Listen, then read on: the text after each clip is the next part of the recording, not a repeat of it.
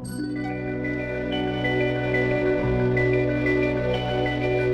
голос из прекрасного далека, голос утренний в серебряной росе. Слышу